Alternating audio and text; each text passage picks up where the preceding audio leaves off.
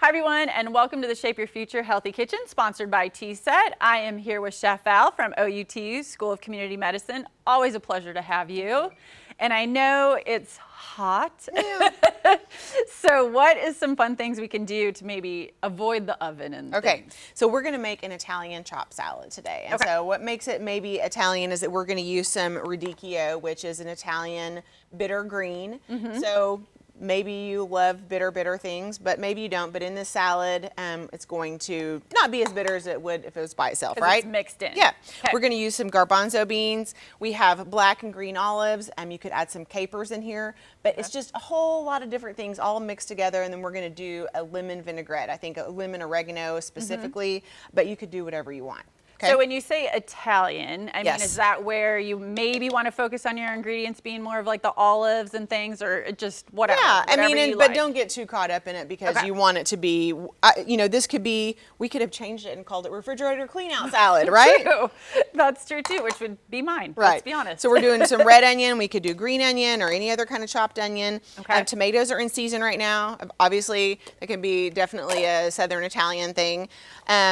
We have some cucumbers, that's also in season right now, some radishes, and this is all just going to get tossed together, and then we're going to make this vinaigrette. So we're going to go with a few beans on top. We'll come back to that. So we have some olive oil ready to go, some dried oregano. I have a ton of fresh oregano in my garden right now. I should have brought it. I forgot. That's okay. Dried fresh. So the difference in dried and fresh, you know, the flavor is going to be a little bit different, but you're going to need about 2 times more fresh than you would of the dried. Okay, that was my next question. If you put a teaspoon of dried oregano, then you would want 2 to 3 teaspoons or a whole tablespoon of fresh.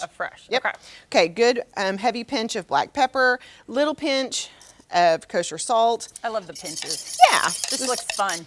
Yeah. So that's just getting whisked together, and then some lemon juice. If you don't have a fresh lemon, that's not going to fit in there. Then you could just do some apple cider vinegar or red wine vinegar, or just some sort of acid to obviously finish off your vinaigrette. Yeah. Okay, that's just going to get all squeezed together. And then we have some fresh parsley. So again, any herbs that you have. Basil would be delicious. Fresh thyme. There we go. And again, you're just adjusting it to any dietary needs that you may have, or just personal taste, on what you like and don't like. Right. So we may not have quite enough vinaigrette for this ginormous salad we have here. I know, but it looks so good and so pretty. Yes. So just mix this up really well. You can see those beautiful olives and tomatoes and peppers, and next time make a little bit more vinaigrette, but I'm going to let you get a little taste of this. Yes.